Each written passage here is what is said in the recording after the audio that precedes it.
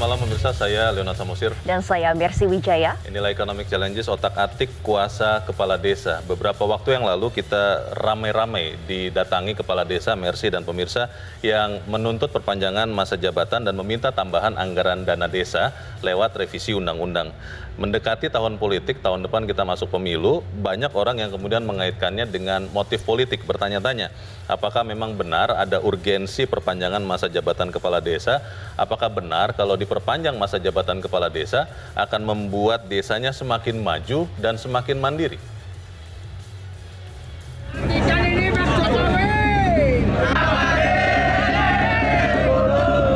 Yang namanya keinginan, yang namanya aspirasi itu silahkan disampaikan kepada DPR. Tetapi yang jelas undang-undangnya sangat jelas, membatasi 6 tahun dan selama 3 periode. Prosesnya silahkan nanti ada di DPR. Penting adalah ini tahun politik. Ini kan sekarang sudah mulai ini ada pro kontra. Ada yang mengklaim bahwa ini usulan dari partai politik tertentu lah yang mengusulkan, yang mendorong segala macam. Saya kira jangan kita jadikan ini menjadi konsumsi politik. Pemerintahan desa ini diatur oleh undang-undang, dalam hal ini Undang-Undang 579. Waktu itu kan juga masa kepala desa kan 8 tahun. Baru ketika Undang-Undang Pemerintah Daerah 32 2004 yang di dalamnya juga mengatur masalah desa, salah satunya adalah mengatur masa jabatan Kades, di Undang-Undang 32 itu baru 6 tahun. Ya. Berdasarkan evaluasi itu kan ternyata yang lebih efektif itu 10 tahun atau 8 tahun.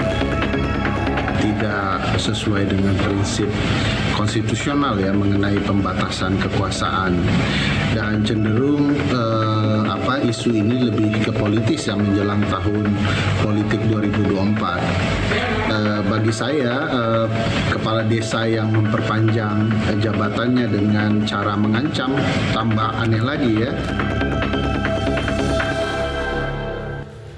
Ya, pemirsa, kami akan bahas lengkapnya bersama dengan sejumlah narasumber yang telah hadir malam hari ini bersama kita semua, Leo. Ya, telah hadir Wakil Menteri Desa, Pembangunan Daerah Tertinggal dan Transmigrasi, Pak Budi Ari Setiadi. Selamat malam. Pak Budi, selamat malam, Pak Ari. Bersama kami juga telah hadir Ketua Umum Asosiasi Pemerintah Desa Seluruh Indonesia, Bapak Arifin Abdul Majid. Terima kasih, Pak, sudah hadir. Dan juga telah hadir Wakil Ketua Komisi 2 DPR RI, Bapak Saan Mustafa. Selamat malam, Pak. Malam. Selamat malam. Dan juga pakar otonomi daerah, Jo Hermansyah Johan. Selamat malam, Pak. Selamat malam ya. Prof Jo sehat ya, selamat malam. Alhamdulillah. Terima kasih, Bang. Terima kasih sudah hadir di sini. Kita tadi sempat lihat Mercy dan pemirsa ada ramai-ramai kepala desa. Biasanya kepala desa ramai-ramai kalau pilkades atau kalau ada warga desa yang mengawinkan anaknya. Biasanya kepala desa datang. Tapi kemarin ramai-ramai di Jakarta itu apa yang mau diminta mereka sebetulnya? Ya, Leo dan juga pemirsa, kepala desa ini mengutarakan aspirasinya di gedung DPR tanggal 17 Januari 2023 kemarin. Ia meminta perpanjangan masa jabatan, salah satunya adalah revisi Undang-Undang Nomor 6 Tahun 2014 yang salah satunya mengatur tentang perpanjangan tentang masa jabatan dari kepala desa itu sendiri. Yang mana dalam Undang-Undang Pasal 39, kepala desa memegang jabatan selama 6 tahun dan periodenya atau masa jabatannya dibatasi maksimal 3 kali berturut-turut atau tidak berturut-turut. Jadi 3 kali 6 maksimal 18 tahun begitu ya? Betul sekali, Leo. Dan memang sebenarnya aspirasi ini sudah muncul sejak tahun 2018, namun kembali dibicarakan dan menjadi hasil dalam Rakernas Papdesi tanggal 3 sampai 6 Juni 2022 yang lalu. Dan hasilnya ini pun disampaikan kepada Kementerian Desa. Nah, ada beberapa alasan kenapa meminta perpanjangan masa jabatan, diantaranya adalah untuk kesinambungan pembangunan desa, karena 6 tahun dinilai kurang efektif atau tidak efektif, Leo, dan juga untuk mencegah polarisasi saat pemilihan kepala desa dan juga untuk hemat anggaran. Sehingga ini kembali digaungkan aspirasinya di gedung DPR 17 Januari 2023 kemarin. Namun sebenarnya ada juga beberapa kepala desa yang tidak setuju, Leo, seperti beberapa kepala desa di Jawa Tengah dan juga Nusa Tenggara Timur, sehingga ini masih menjadi pro kontra. Nah, ada juga masyarakat yang justru meminta masa jabatan kepala desa ini diperpendek. menjadi hanya 5 tahun 2 periode. Mengingat jabatan presiden saja ini maksimal masa jabatan 5 tahun 2 periode. Jika melihat pada pasal 7 Undang-Undang Dasar tahun 1945 yang sebenarnya ini mengatur tentang masa jabatan presiden dan wakil Jadi presiden. meniru pejabatan presiden dan wakil presiden. Betul, Presiden dan wakil presiden saja 2 kali 5 tahun. Ini kepala desa kok bisa lebih lama dari situ, begitu ya? Betul, Leo. Ini melihat rohnya sebenarnya bahwa untuk membatasi kekuasaan, karena kekuasaan yang tidak dibatasi ini akan cenderung korup. Seperti pernyataan dari Lord Acton berikut ini. Nah, oleh karena itu saat ini Komisi 2 DPR RI mengusulkan ini menjadi pembahasan prioritas mengenai revisi Undang-Undang Desa.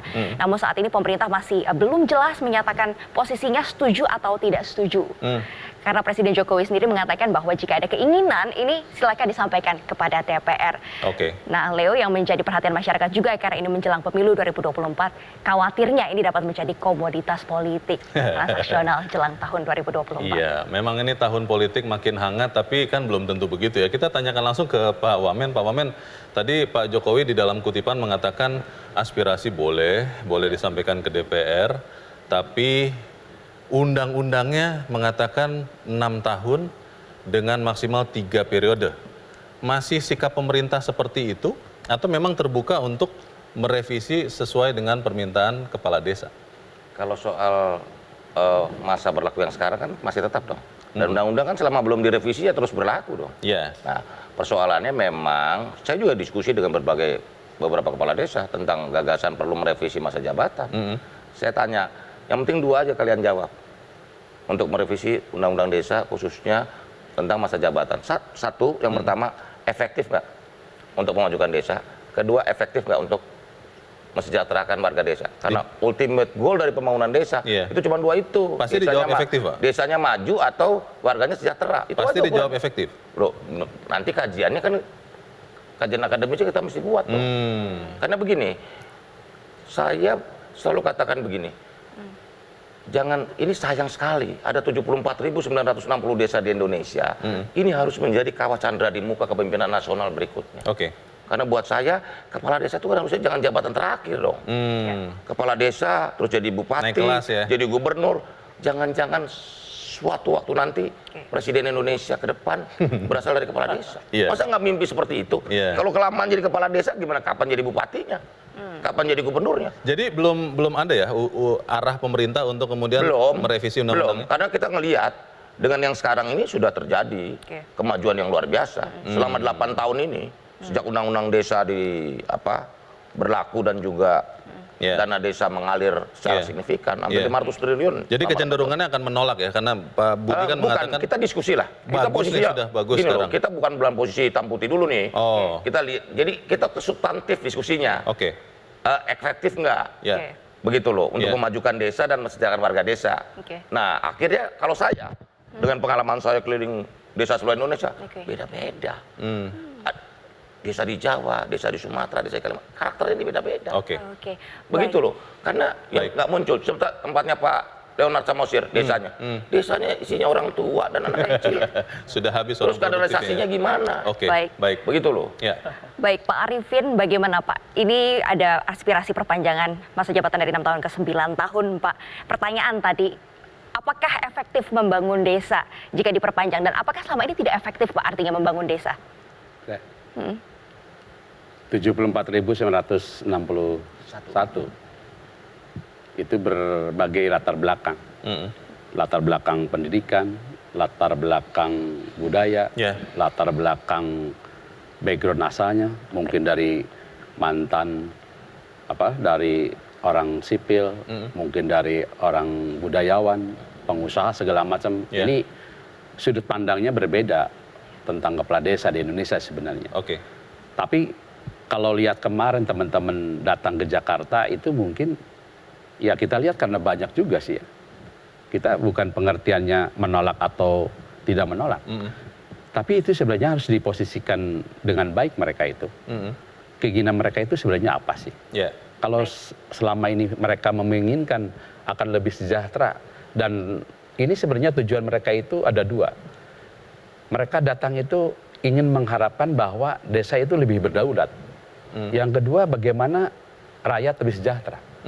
Dengan konteks bagaimana kalau melakukan sebuah ending pelaksanaan pemerintahan, pelaksanaan pembangunan, dan pemberdayaan masyarakat itu memerlukan waktu tidak mudah dan tidak singkat. Jadi saat ini 6 tahun itu bisa dikatakan tidak sejahtera desa umumnya, sampai kemudian meminta supaya jadi 9 tahun?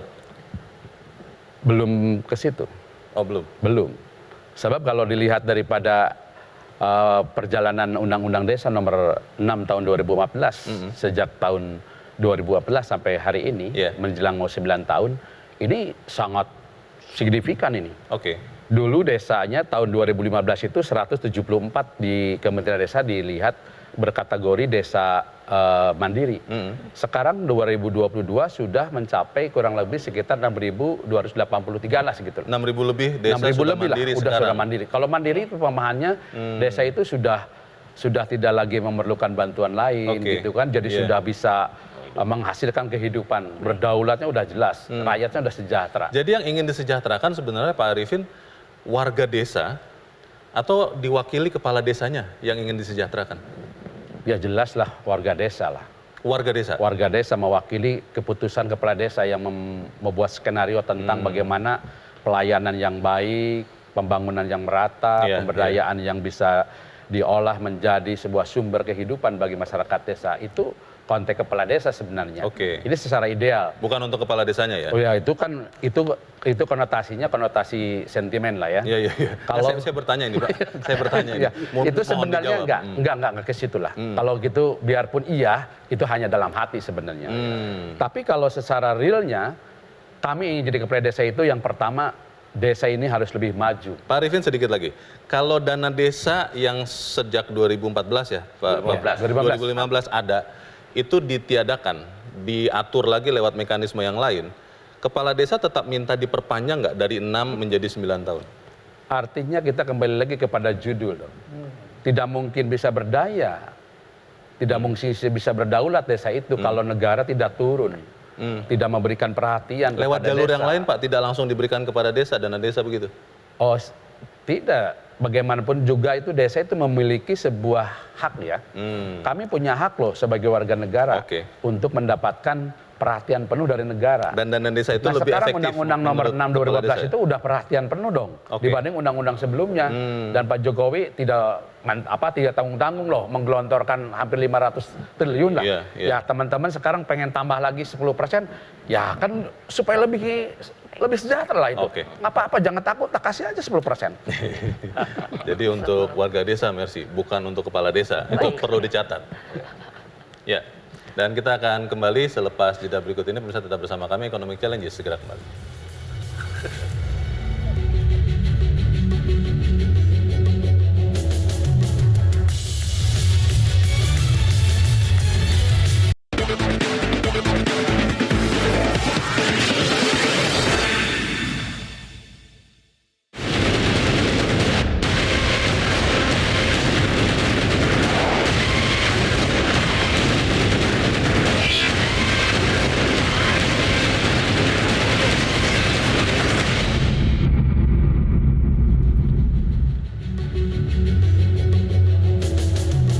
Terima kasih pemirsa atau masih menyaksikan Economic Challenges. Pemirsa, setelah aksi ribuan kepala desa di depan gedung DPR tanggal 17 Januari lalu, bagaimana sebenarnya tanggapan DPR terkait dengan salah satu permintaan, yaitu memperpanjang masa jabatan kepala desa dari 6 tahun menjadi 9 tahun. Bagaimana Pak Saan tanggapan dari DPR? Ya, beberapa minggu yang lalu ya, DPR khususnya Komisi 2 nih, ini sudah 3 kali menerima rombongan dari desa. Ya. Pertama Abdesi, kita terima. Yang kedua ada Papdesi. Terakhir kita menerima IPPDI. Gitu. Itu semuanya kepala desa? Enggak, ada perangkat, macam-macam. Mereka tergabung dengan berbagai asosiasi organisasi. Nah, dari semua yang disampaikan, tentu oleh Komisi 2 dalam ini DPR, itu aspirasi semua kita tampung, kita pelajari, dan tentu juga kita kaji. Kita kaji secara mendalam. Dan semua nanti itu muaranya, kalau semua itu nanti mau kita, aspirasi itu mau kita tindak lanjuti, tidak hanya terkait dengan soal masa jabatan, kan itu nanti banyak hal, itu kan ujungnya nanti revisi. Revisi undang-undang. Revisi Undang-Undang Nomor 6 2014 tentang Undang-Undang Desa. Nah, Undang-Undang Desa ini kan gini, desa ini kan sebenarnya ada di 2 mitra kerja nih. Ada di Komisi 5, yang salah satu mitra kerjanya itu adalah Kemendes kan gitu loh, Kementerian Desa, yang dimana wamennya Pak Budi Ari kan gitu loh. Nah, di Komisi 5 itu kan lebih kepada pemberdayaan dan pembangunannya kan gitu loh. Karena uang digolontorkannya dari sana kan gitu loh. Nah, di Komisi 2 itu pemerintahannya, pemerintahan desanya yang mengatur kan gitu loh. Kalau kita merujuk kepada perubahan-perubahan undang-undang desa itu ya udah mengalami mungkin 3 kali perubahan lah ya. 3 kali perubahan menjadi Undang-Undang Nomor 6 itu kan selalu ada di Kementerian Dalam Negeri kan gitu loh. Karena di situ ada pemerintahannya di situ. Kang Saan, jadi nanti ini akan definitif dimasukkan untuk usulan perubahan undang-undang oleh Komisi 2 atau bagaimana rencananya? Ya nanti tergantung praksi-praksi dan juga tergantung pemerintah. Kan yang namanya usulan undang merevisi kan ada 2 sumbernya. Pertama inisiatifnya dari pemerintah. Kalau inisiatifnya dari pemerintah itu kan bisa langsung. DPR melalui badan legislasi masuk prolegnas, nanti diserahkan apakah pansus ataukah panja cukup komisi 2 atau nanti dimasukin ke komisi 5 kan gitu loh. Itu kan nih kalau dari DPR tentu kan praksi harus musyawarah nih. Jadi kan kita mengusulkan satu undang-undang misalnya ya harus sama. Jadi semua praksi sebenarnya sama. Keburu 2024 nggak itu, Kang Saan? Ya kalau dilihat dari prosesnya, tahun ini aja yang saya sudah lihat ya di daftar prolegnas prioritas ya 2023, itu kan nggak ada di prolegnas prioritas. Jadi kalau misalnya kita akan masukkan revisi ini, kita harus masukkan di prolegnas prioritas 2023 kan. Gitu. Artinya akan ada perubahan prolegnas prioritas 2023 kita masukkan. Nah ini belum. Jadi kita pasti akan tindak lanjuti, nggak mungkin misalnya apa yang disampaikan oleh semua yang datang, APDESI, IPPDI atau yang lain nggak mungkin kita abaikan. Pasti akan kita tindak lanjut. Prof Jo, ini kan bisa jadi preseden ya. Ketika berapa ribu ya kemarin yang datang ke Jakarta, Pak Arifin? Ada sekian ribu kepala desa datang menyatakan aspirasinya kepada Kang Saan dan kawan-kawan di DPR. Kemudian diperhatikan, kalau nanti kemudian diterima dan kemudian diubah, maka pada suatu saat ketika Pak Arifin dan teman-teman merasa 9 tahun itu kurang, bisa jadi datang lagi minta, saya tidak tahu 21 tahun mungkin begitu. Prof Jo melihatnya bagaimana? Ya saya kira itu kurang elok lah ya, pembuatan kebijakan yang baik. Pembuatan kebijakan yang baik ukurannya evaluasi, bukan demo, unjuk aspirasi. Kemarin tidak demo loh Prof, itu hanya aksi damai. Kita tadi lihat gambarnya itu damai itu. Namanya unjuk aspirasi lah. Ya, kami menyampaikan aspirasi. Caranya tidak masalah, tapi isinya itu bagaimana? Betul dia. Nah jadi kalau menyampaikan aspirasi lalu berdasarkan itu, apalagi aspirasinya oleh kepala desa ya. Kepala desa yang minta diperpanjang, itu dari segi etika pemerintahan aja nggak masuk itu. Tidak etis. Out of the track ya. Misalnya presiden minta perpanjang masa jabatan, bupati wali kota minta perpanjang masa jabatan, mereka yang menyampaikan itu harusnya berdasarkan suara masyarakat. Nah, saya nggak tahu nih apakah memang asosiasi sudah mendengar suara-suara masyarakat di desa yang meminta atau lewat badan permusyawaratan desa apakah ada studi tentang itu, proses macam itu. Tapi kalau tidak, itu bisa kita kategorikan tidak etis. Nah, berdasarkan langkah tidak etis, juga kurang elok lah kalau pembuatan kebijakan memenuhi masa jabatan 9 tahun itu dilakukan. Nah, jadi harus ada evaluasi. Pemerintah, Kang Saan, dan DPR juga baiknya melakukan evaluasi terhadap Undang-Undang Nomor 6 2014 itu. Review di situ. Di mana yang kurangnya, apakah masa jabatan, apakah soal pilkada serentak, apakah soal kewenangan yang masih kurang, apakah soal dana desa yang masih kurang. Nah, kalau sudah komprehensif kita lakukan, pemerintah mestinya mengajukan RUU itu. Pemerintah itu Pak, kawan-kawan di Dewan. Pemerintah berarti Pak Budi dan teman-teman ya? Ya tentu terkait dengan Kemendagri aspek pemerintahannya. Ya kemudian Kemendes terkait dengan aspek pemberdayaan dan pembangunan. Nah itu draft 1. Ya. Nah tinggal waktu nih Bang Leo. waktu 2023 ini kan tahun politik dan belum ada di agenda prolegnas nasional. Kalau mau direvisi itu bulan Juli kalau saya nggak salah itu revisinya baru bisa dilakukan. Sementara kita tahun ini kan kalau bulan Juli tinggal 5 bulan dong. Februari udah pemilu.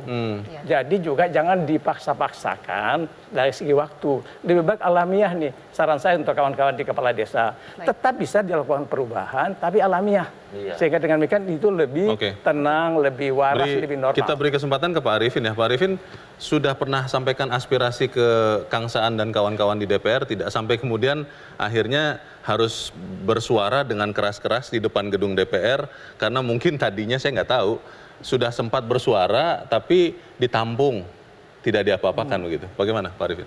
Ya ini kan teman-teman ini kan bukan kemarin. Proses keinginannya udah lama juga. Sudah lama ya? Udah lama. Dan kita kembali lagi ke belakang, mengenai masa jabatan itu sangat seksi sebenarnya bagi kepala desa.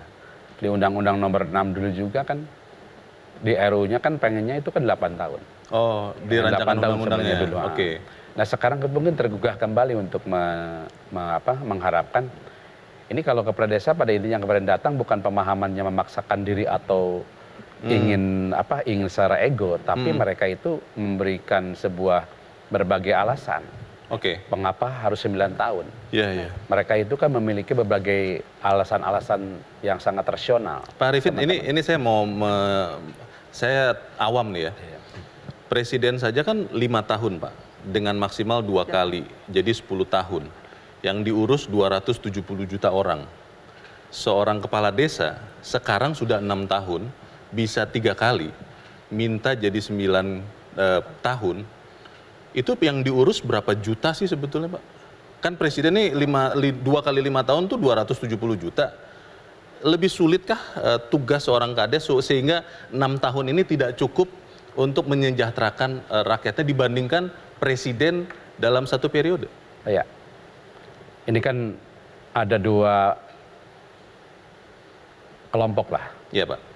Ini kami ambil yang 9 tahun. Mereka itu 9 tahun itu berbagai kajian teman-teman kepala desa. Karena kepala desa itu berbeda dengan hierarki di atasnya. Beda dengan bupati, wali kota, gubernur, sampai presiden. Karena mereka itu dipilih secara langsung, tidak mewakili unsur politik. Tetapi mewakili unsur dirinya sendiri sebagai ketokohan. Individu ya? Dia itu langsung face to face dengan rakyatnya. Maka di situ akan terjadi sebuah polarisasi tentang pasca pilkades. Nah, teman-teman yang kemarin datang itu 9 tahun tuh dikategorikan tuh ada 3 fase. Kalau 9 dibagi 3 fase, tahun ke-1, kedua, ketiga, teman-teman itu menyimpulkan ini untuk penyesuaian pasca pilkades.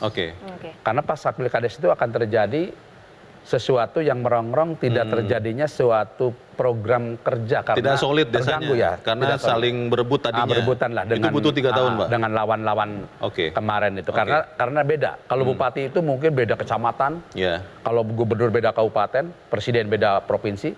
Kalau kepala desa kadang-kadang kan kakak dengan adik, tetangga dengan tetangga. Itu mungkin ya dari situ udah tidak nyaman dalam konteks untuk penyelenggaraan. Itu tahun ke-1 ya, fase pertama. Fase kedua itu berarti tahun ke-4, ke-5, ke-6 ini. Artinya mereka barulah sesuai dengan RPJM mereka, visi misi mereka. Jadi di courting 3 tahun sebetulnya ya. Itu barulah kita bisa melaksanakan tahun ketiga itu. Tahun ke-4, ke-5, ke-6.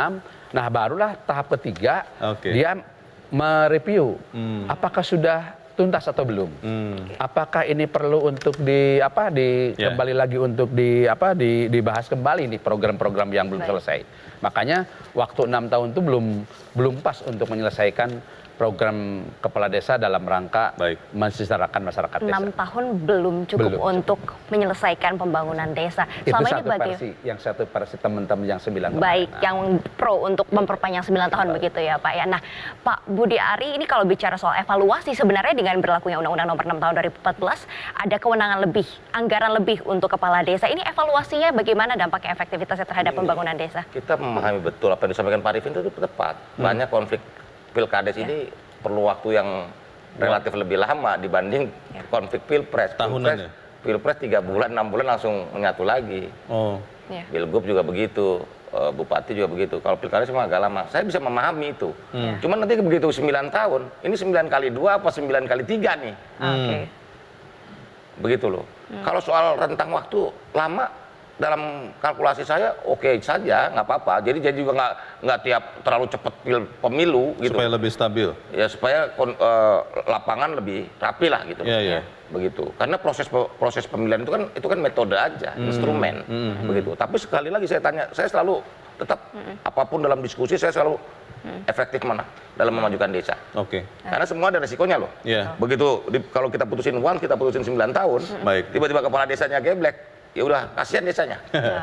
Tapi kalau kepala desanya bagus, sangat bisa maju ya Pak ya, bisa untuk maju. pembangunan. Begitu loh. Tetapi secara keseluruhan dari evaluasi kita, dengan adanya dana desa sejak 2015 sampai tahun ini, kemajuan desa signifikan.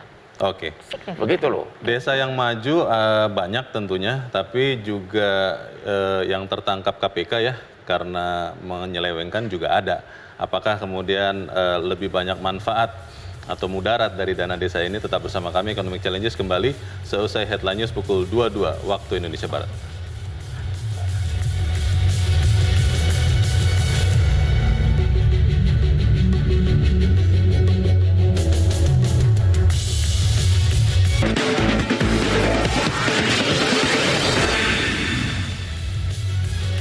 Anda masih menyaksikan Economic Challenges.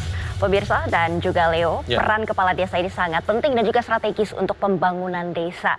Dan pembangunan desa ini berkontribusi 84% pada pembangunan nasional. Oleh karena itu alokasi dana desa pun yang diatur dalam Undang-Undang Nomor 6 Tahun 2014 Pasal 72 Ayat 4 ini memberikan alokasi dana desa paling sedikit 10% dari dana perimbangan yang diterima kabupaten atau kota dalam APBN setelah dikurangi dana alokasi khusus. Leo dan pemirsa, dengan keberadaan hampir 75.000 desa di Indonesia, ini kita bisa lihat dana desa alokasinya terus bertambah dari tahun 2015 20 triliun, tahun 2023 ini sudah mencapai 70 triliun. Jika diasumsikan ada hampir 75.000 desa, maka kurang lebih satu desa bisa menerima 900 juta rupiah dalam 1 tahun di satu desa di tahun 2020. Leo, ini jumlah yang cukup besar dan ada desa yang menerima dana mungkin lebih dari 960 juta rupiah. Nah, Leo dan pemirsa, namun laporan dari Indonesian Corruption Watch ini mengatakan bahwa sektor dengan kasus korupsi tertinggi adalah sektor dana desa. Dengan kasus korupsi pada tahun 2021 ada 154 kasus. KPK sendiri dari tahun 2012 sampai tahun 2021 mencatat ada sekitar 600 kasus yang melibatkan kepala desa ataupun perangkat desa dengan ada keterlibatan dari 686 kepala desa. Oleh karena itu memang dana desa ini memang harus dimanfaatkan supaya efektif dan tidak menjadi celah korupsi. Leo. Ini menjadi menarik karena tadi saya waktu tanya ke Pak Arifin, kalau dana desa dihilangkan, apakah masih mau minta perpanjangan? Belum dijawab sebenarnya. Saya mau bertanya ke Prof. Jo dulu. Prof. Jo, itu kan tadi ada data ya, memang kalau dilihat nominal, persentase, 600 ya, Mercy ya, itu kan dibanding 75.000 desa, ya kecil lah ya, 1% begitu ya. Tapi kan itu juga menjadi pertanyaan, kalau kemudian diperpanjang jadi 9 tahun, apa jaminannya bahwa itu akan lebih efektif menggelontorkan dana desa untuk rakyatnya, atau jangan-jangan nanti yang 600 kasus itu bertambah menjadi, saya tidak tahu apakah 5.000, apakah berapa ribu, bagaimana Prof? Saya kira itu memang terkait dua faktor ya. Satu faktor aktornya, yaitu kepala desanya itu sendiri. Kita tahu kan rekrutmen kepala desa itu kan hanya berdasarkan kepada pendidikan SATP. Atau SMP yang SMP atau yang sederajat. Jadi itu sangat minim lah ya untuk punya kemampuan mengelola uang yang miliaran. Ya, bahkan miliaran dah kalau dana desa tambah ADD dan sebagainya itu. Nah, yang faktor yang kedua, tata kelola dana desanya yang juga harus kita mantapkan, sempurnakan Pak Wamen ya, supaya ada keterlibatan publik dan masyarakat lebih kuat. Misalnya BPD ya, itu ada studi yang menunjukkan BPD kurang terlibat, gitu ya kan. Nah, sehingga dengan demikian lebih dominan peran Pak Kades lah gitu ya. Nah, jadi kalau faktor-faktor itu bisa kita upayakan diperbaiki, ditingkatkan, ya, maka saya kira kasus-kasus yang negatif ini ya. Korupsi itu ya? Ya, korupsi kepala desa yang jumlahnya sudah hampir 600. Kalau nggak salah ICW datanya sampai hampir 1,5 triliun itu jumlahnya. Ini memang bukan persentase atau apa, tapi kita mewaspadai ini ada kasus korupsi di desa. Dari dana desa. Nah, itu kan yang harus kita ubah dan perbaiki. Itu 2 faktor tadi, soal aktor yang harus kita perbaiki rekrutmennya, plus yang juga kita harus betulin tata kelola dana desa yang lebih melibatkan publik masyarakat, khususnya badan permusyawaratan desa. Kalau melihat ini pertanyaannya kan jadi bagaimana pengawasan ya ke Pak Kang Saan dulu, karena kan salah satu fungsi DPR mengawasi katanya. Pengawasan dana desa itu, Kang Saan, itu seperti apa sih dilakukan? Kenapa kemudian ada angka-angka yang menyeleweng tadi? Jadi gini memang ya, ini kan pertama terkait dengan soal tata kelola ya. Tata kelola pemerintahan desa. Dalam tata kelola pemerintahan desa itu kan terkait dengan pengelolaan anggaran desa. Anggaran desa itu kan ada 3 lah minimal sumbernya. Ada dana desa dari APBN, ada dana dari pemerintah provinsi, ada dari ADD dana desa dari kabupaten. Kalau di total itu kebetulan saya coba pernah hitung, itu kurang lebih sekitar 2 miliar per tahun. 2 miliar per tahun per desa? Per desa. Wow. Itu dari apa sumber ya. Belum lagi juga nanti ada hal yang sifatnya insidental. Hal-hal misalnya kayak ada program dari apa PUPR misalnya terkait macam-macam untuk desa, kan itu kan banyak juga program-program itu. Nah, yang intinya itu adalah bagaimana nanti desa itu mengedepankan prinsip soal transparansi tadi. Transparansi dan akuntabilitas, pertanggungjawaban. Nah, jadi kalau 2 ini tata kelola pemerintahannya yang didukung oleh transparansi dan akuntabilitas ini bisa diterapkan dengan baik, maka semangat untuk membangun desa itu menjadi hal yang bisa kita harapkan gitu. Jadi gini, saya memahami gini ya, kenapa Pak Jokowi dari visi misi dan nawacitanya kan, itu kan membangun desa, membangun Indonesia lewat kebangkitan desa. Kan itu desa kuat, istilahnya Indonesia maju dan berdaulat. Kenapa? Karena kalau kita ngikutin logika ini, kalau kita ingin melakukan percepatan, apakah itu pemerataan, apakah itu pembangunan, agar semua merata itu tadi secara serempak ya, sistemik itu serentak ke atas, itu kan memang melalui dana desa. Jadi dana desa itu semangatnya adalah dalam rangka percepatan.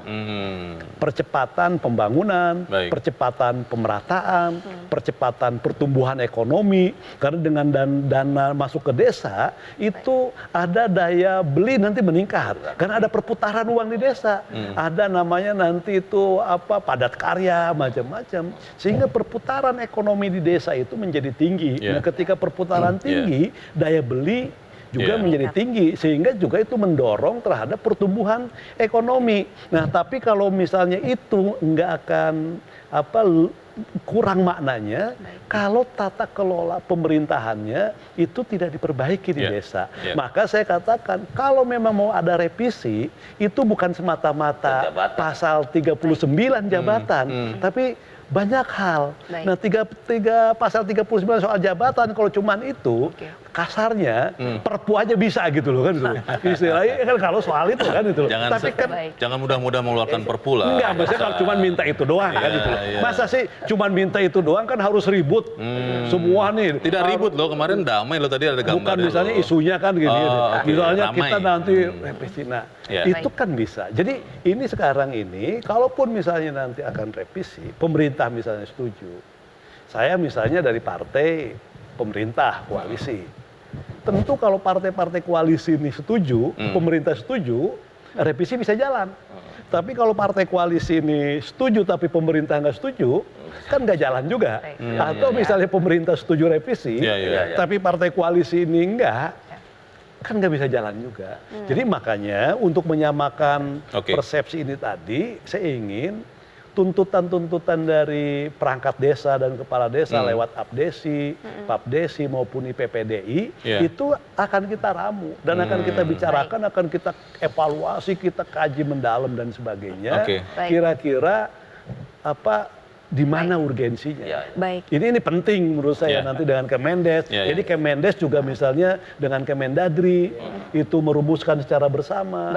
DPR Komisi 2 dengan Komisi 5 itu merumuskan secara bersama karena kan ini udah lintas komisi, lintas kementerian kan, itu bisa pansus tuh jatuhnya. Baik. Tadi Kang Saan juga menyoroti transparansi dan akuntabilitas dana desa. Apakah ini sudah dilakukan termasuk pengelolaan BUMDes? Ini apakah sudah transparan dan akuntabel, Pak Arifin? Ya, siap. Sebenarnya yang paling transparan itu adalah pemerintahan desa dibanding hierarkinya nih. Kenapa? Karena pemerintah desa itu kan langsung dengan masyarakatnya. Ada musyawarah. Ada musyawarah desa.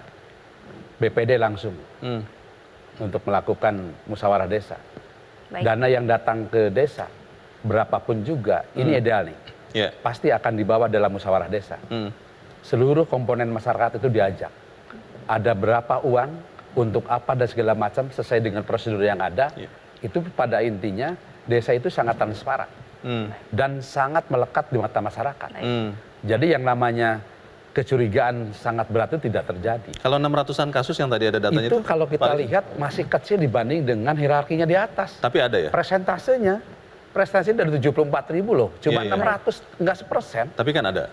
Ya itu jelas ada. Kenapa? Karena maaf ya, tadi kata Prof, kan seorang kepala desa hanya sebatas SMP persamaan untuk mengolah uang sekian miliar, kan kaget. Mungkin pemahamannya itu juga benar tidak ya? paham. Bisa saja terjadi. Kurang kapasitas SDM itu benar. Bisa terjadi. Mungkin itu. Yang kedua, mungkin desakan-desakan dari pihak-pihak lain. Yang terutama ini adalah buntutnya dari Pilkades. Mungkin bisa saja dana yang besar itu bisa, itu mungkin saja terjadi. Itu bisa Pilkades yang gede. Pak Wamen kelihatannya mau bicara, silakan. Bukan, jadi begini. Betul apa yang dikatakan Pak Arifin. Ini kalau soal transparansi desa transparan loh. Karena seluruh anggaran desa ini dipajang dalam baliho. Di baliho. Kita aja bisa lihat, oh iya penerimaan apa.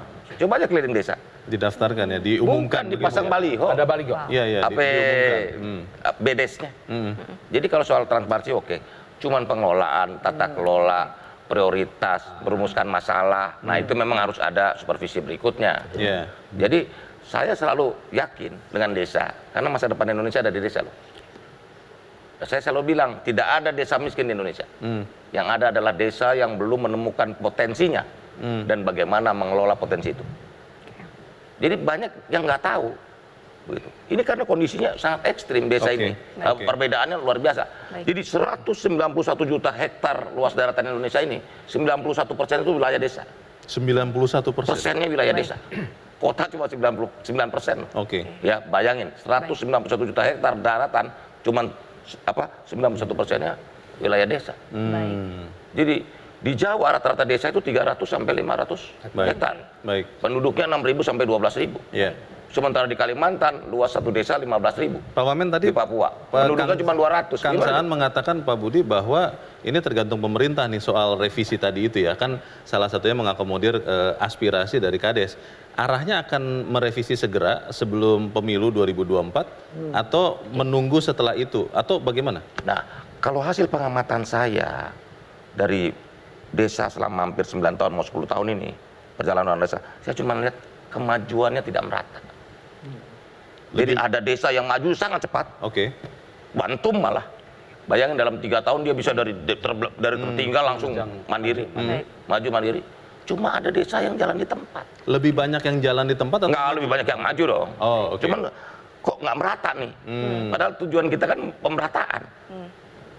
Karena Kementerian Desa ini paling tidak ini bersinggungan dengan 19 sektor pemerintahan. 19 loh. Secara langsung tidak langsung. Pendidikan, kesehatan, pertanian, UMKM. Sebut aja. Perikanan. Kementerian ini kan kesana semua. Stunting misalnya. Ujungnya desa. Program ketahanan pangan desa. Permasalahan berarti tidak merata begitu ya pembangunan dan kemajuannya. Kecepatannya tidak merata. Nah ini kan berarti kita harus evaluasi. Jadi kalau kita bicara soal revisi undang-undang desa, Kita harus merumuskan secara cerdas dan substantif. Kenapa ini tidak dipercepat? Evaluasi. Kalau ngomong Jawa ya, desa di Jawa sangat cepat. Karena kalau kepala desanya ngawur sedikit langsung disosmedin, selesai itu. Oke. Baik. Kita harus jeda dahulu dan pemirsa tetap bersama kami Economic Challenges kembali selepas jeda berikut ini.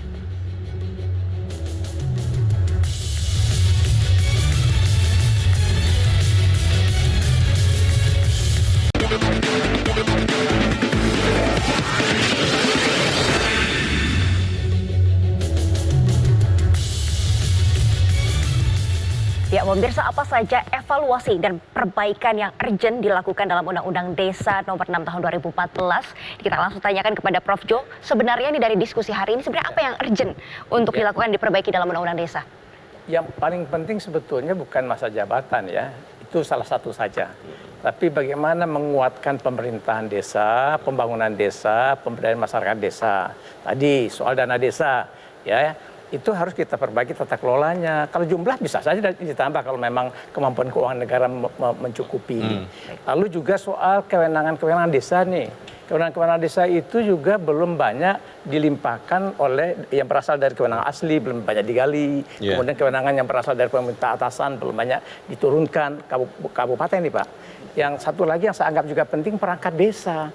Itu harus kita betulin, beri penguatan kesejahteraan. Kemarin kan juga ikut demo tuh, ya kan? Memang perangkat desa sekarang belum sejahtera, Prof. Bukannya gajinya mirip-mirip kan dengan kepala desa begitu? Itu tadi, kan mereka bekerja seperti seolah-olah PNS, ASN, tetapi hak-haknya jauh daripada hak-haknya seorang ASN lah, katakan seperti itu.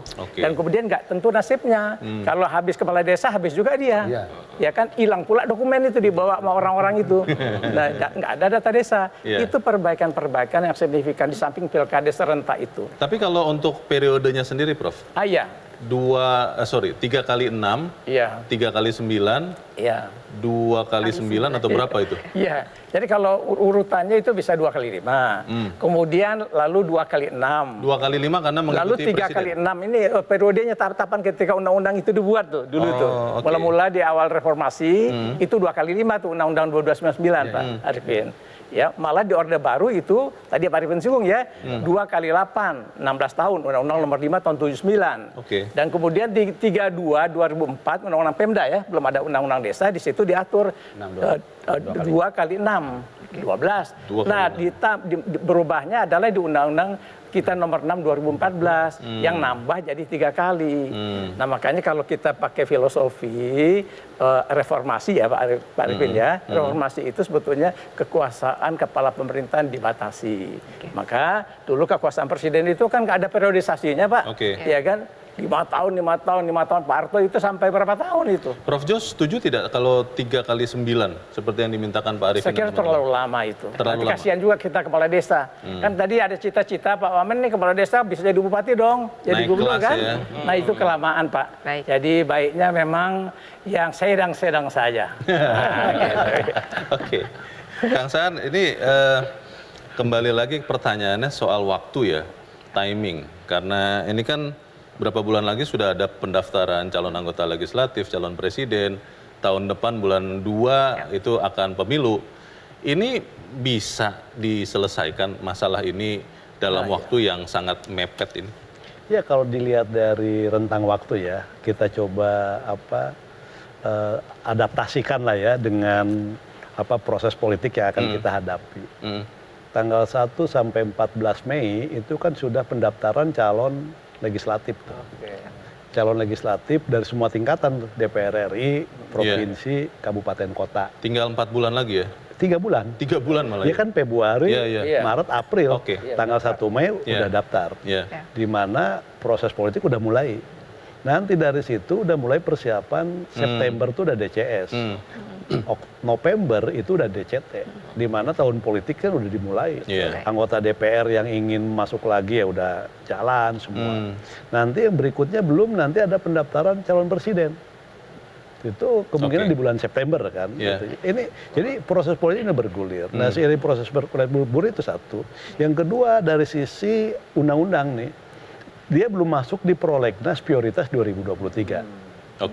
Kalau masuk di prioritas 2023, mau dimasukkan, Nah nanti kan harus ada rapat kerja nih antara badan legislasi dengan pemerintah diwakili oleh Kementerian Hukum dan HAM, ada dari Kementerian Desa, ada dari Kemendagri.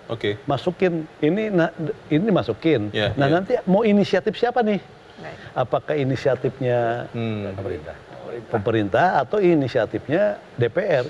Kalau inisiatif pemerintah akan lebih mudah karena satu suara kan gitu loh kan. Pemerintah pengennya pemerintah mau 9 tahun. Jadi tapi kalau misalnya inisiatifnya di DPR, nah itu kan harus menyamakan dulu nih.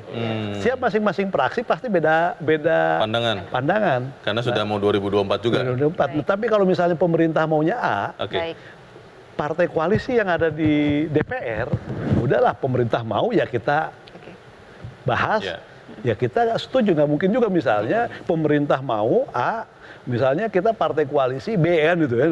Nah jadi memang ini juga perlu dirundingkan dan ini membutuhkan waktu juga. Jadi kalau misalnya ada desakan misalnya untuk direvisi di tahun 2023, kalau melihat dari sisi waktu ini, sisi waktu tahun politik nah memang nanti setelah pemilu kan masih ada masa jabatan tuh sampai 1 Oktober DPR, pemerintah juga masih sampai 20 Oktober, dimasukin dulu prioritas misalnya, tapi bahasnya ini semua kan kita bisa dibicarakan dengan Pak Ari, pemerintah sendiri apakah akan memprioritaskan untuk merevisi undang-undang desa tahun ini atau sebenarnya nanti saja nih setelah 2024 baru akan dibahas lagi? Kajian akademisnya harus kita buat dulu. Tadi kan kita kan mau kita revisi kan revisi undang-undang nomor 6 tahun 2014 tentang desa. Jadi kan harus holistik, harus komprehensif. Bukan hanya masa jabatan. Bukan cuma satu hal tentang masa jabatan. Masa jabatan kepala desa. Kan kita harus evaluasi secara menyeluruh nih. Kendalanya apa dari pembangunan desa selama 10 tahun ini nih? Kenapa tadi yang concern saya, kenapa kok kemajuannya enggak? Kecepatan kemajuannya enggak sama nih. Begitu. Kalau mau menciptakan kesenjangan yang makin melebar, Jawa dan luar Jawa misalnya, gitu loh. Ini kan kita mau bangun Indonesia sentris. Cuman kalau pembangunan desa yang kita tumpu ini ternyata malah menimbulkan kesenjangan, kita mesti mesti berpikir mengevaluasi ini secara menyeluruh.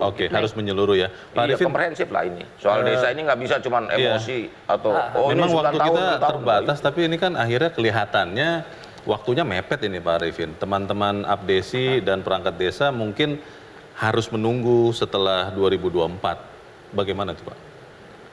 Kan namanya juga harapan anak ya kepada orang tua. Harapan anak bapaknya siapa Pak? Ya bapaknya kan di pusat. Jadi ini kan dialog antara anak dengan pusat, dengan bapak. Kan mungkin yang merasakan kepala desa dan perangkat desa pengen nih ada sebuah perubahan tentang masa jabatan. Mungkin kajian-kajiannya kan udah jelas mungkin yang disampaikan oleh teman-teman. Nah urusan nanti masalah waktu dipercepat atau tidak kan tergantung keseriusan Bapak kita. Apakah mampu untuk melakukan percepatan atau tidak, itu kan kami hanya meminta, hanya memohon. Dan kenapa ini harus secepatnya hanya pasal itu? Ini kami akan mendorong supaya kemajuan desa di Indonesia itu cepat merata. Jangan sampai jomplang. Pak Arifin, ini yang dibicarakan orang, saya mau tanya ke Bapak. Apakah memang benar ada tawaran politik dari kekuatan politik kepada kepala desa untuk dibarter di 2024? Apa benar atau tidak? Secara menyeluruh sih tidak langsung. Tidak langsung maksudnya ada? Secara menyeluruh kan? Maksudnya ada Pak sebenarnya? Secara menyeluruh tidak langsung. Kalau secara langsung rakyat yang melihat. Baik.